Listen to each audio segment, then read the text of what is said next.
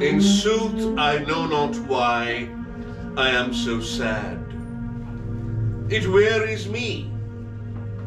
You say it wearies you.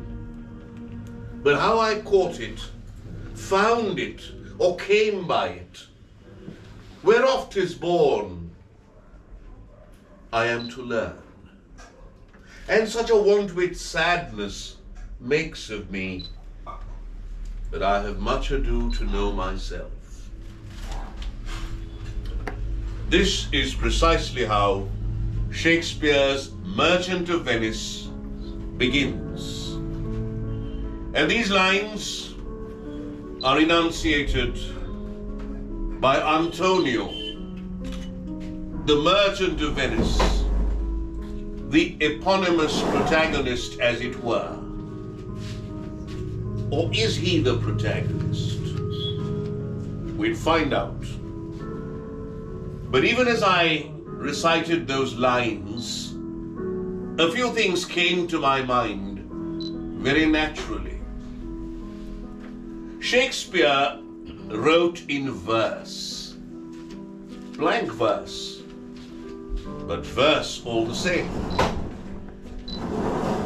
The great literator and literary critic Thomas Stearns Eliot has said, "The greatest dramas are those that are written in verse," which is why in the 20th century, when he was commissioned to write Murder in the Cathedral on a specific historical event, he decided to write it in verse. But Shakespeare's verse is of a particular kind. As many of you know, we have some very eminent people here, and I'm a little ashamed to say all that I'm saying because you must be knowing it already. Shakespeare wrote in iambic pentameter. What is that? It is a kind of poetry in which each line is divided into syllables and pairs of syllables, couples. So each line has 5 couples, 2 into 5. Therefore pentameter. And iambic because the first syllable is not stressed and the second is. In sooth, I know not why I am so sad. 10. It wearies me. You say it wearies you. 10. All the lines are in 10 syllables. Now imagine the person who was introducing the play said that Shakespeare is arguably perhaps the greatest playwright of all time. And why not? Someone who's written more than 35, 36 plays has written all these plays in iambic pentameter. Imagine, each of the lines has 10 syllables.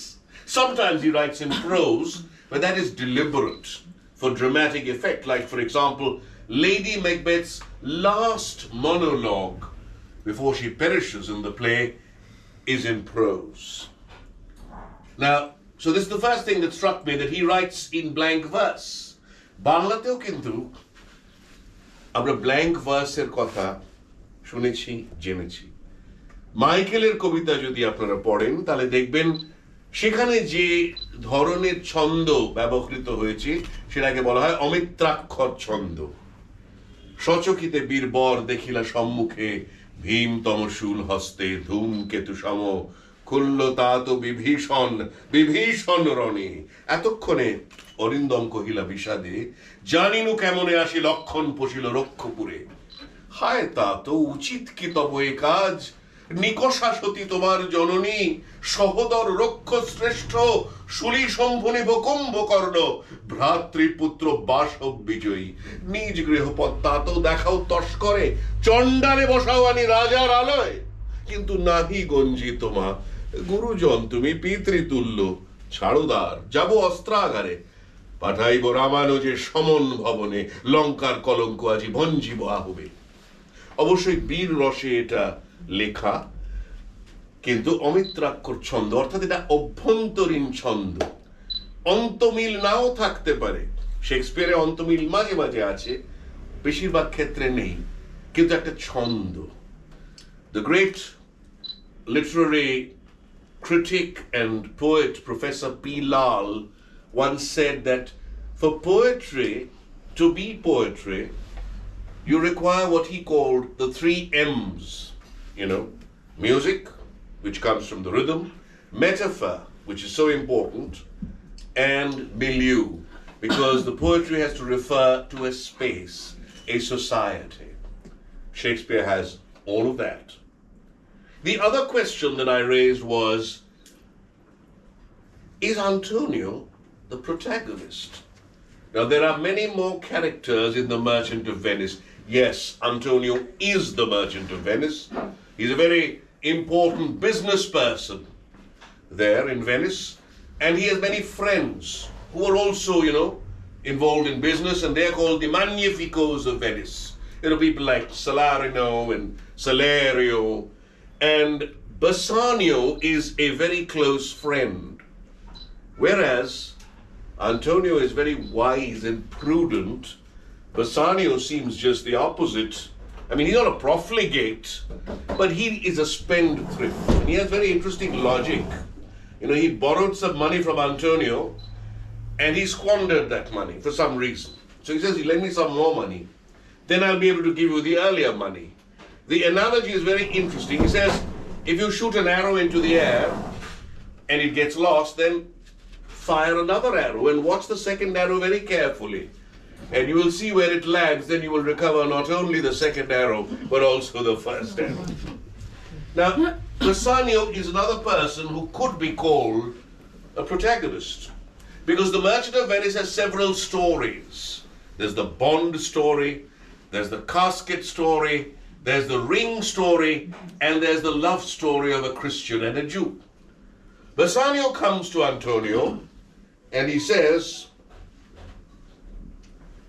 in Belmont is a lady richly left, and she is fair, and fairer than that word of wondrous virtues.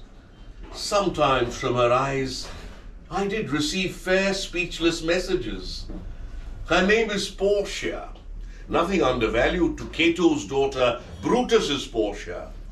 Nor is the wide world ignorant of her worth, for the 4 winds blow in from every coast renowned suitors, and her sunny locks hang on her temples like the golden fleece, which makes her seat of Belmont Kolkata strand, and many Jasons come in quest of her.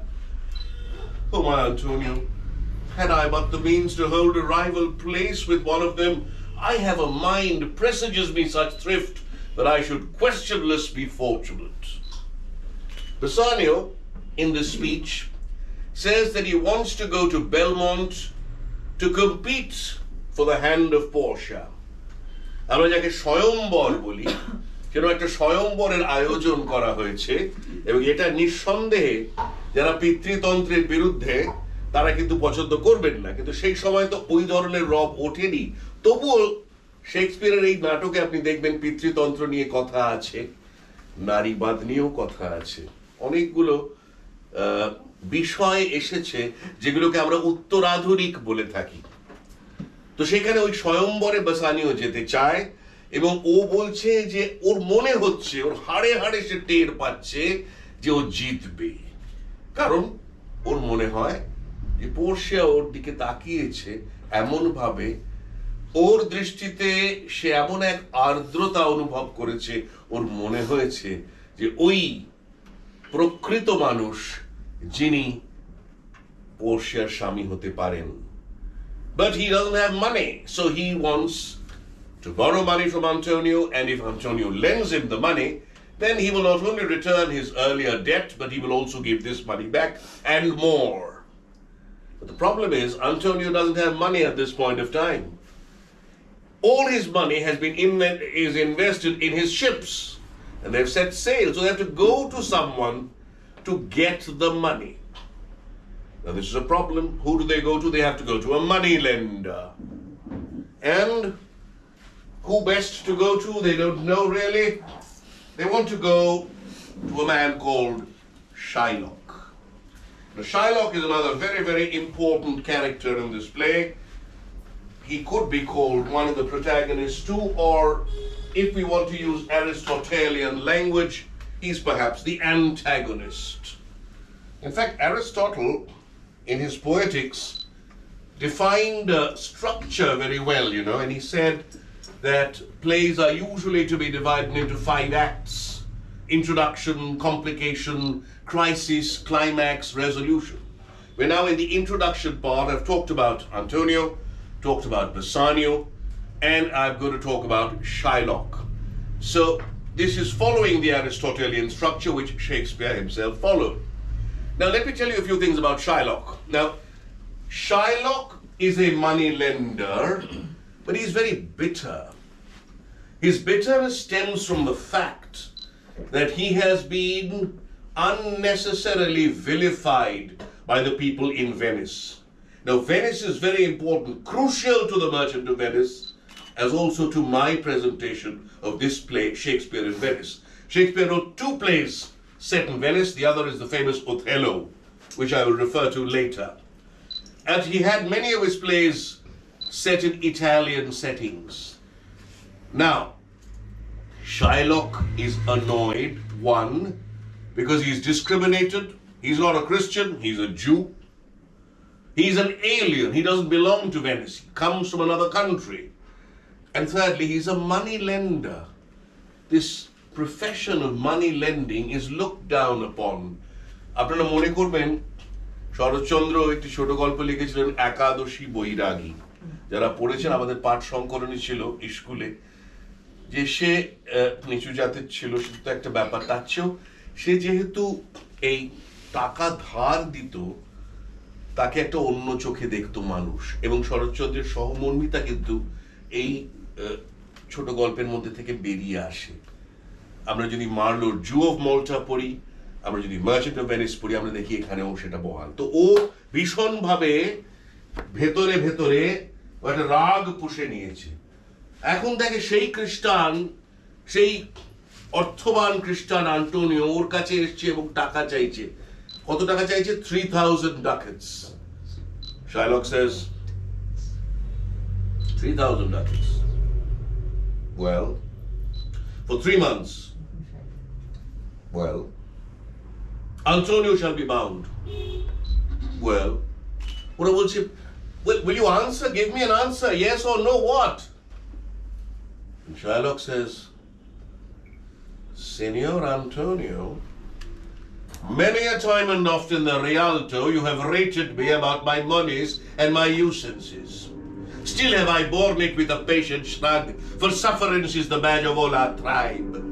You call me misbeliever, cutthroat, dog, and spit upon my Jewish gabardine, and all for use of that which is mine own. Go to them, you come to me and you say, Shylock, we would have monies. You say so. You that did void your rheum upon my beard and spurred me as you spurn a stranger cur. Monies is your suit. What should I say to you? Should I not say, hath the dog money? Is it possible a cur can lend 3000 ducats? Or shall I bend low and in a bondman's key, with bated breath and whispering humbleness, say this, fair sir, you spit on me on Wednesday last, you spurned me such a day, another time you called me a dog, and for these courtesies, I lend you thus much monies. So you can see that Shylock is extremely bitter, and they have really no answer to him. But when Shylock sees that Antonio is unrelenting in a certain way, he decides to lend the money. And we don't really know the motive at this point of time, but he decides to lend the money. And he says, don't get annoyed. I was just joking. I'll give you the money. I won't even charge any interest. And so he lends the money and he says, for a joke, let's rob a contract in which it will be said that, well, if in 3 months you fail to repay the debt, I'll just cut off a flesh from nearest your heart. It's a joke. And they agree because they know that Antonio has the money, they'll be able to return the money, and Shylock will certainly not take a pound of flesh. So this is where the introduction slightly becomes complicated. This is where the complication part of it starts. The complication also contains something else. Bassanio gets the money and he takes his friend in tow, his friend Graziano, and they move to Belmont. Now, a word or two about Graziano. The three characters who can vie for the position of protagonists are Antonio, Bassanio, and Shylock. But Graziano is Bassanio's great friend, and he is also a very boisterous character, extremely gregarious, and in fact his motto is, let me play the fool.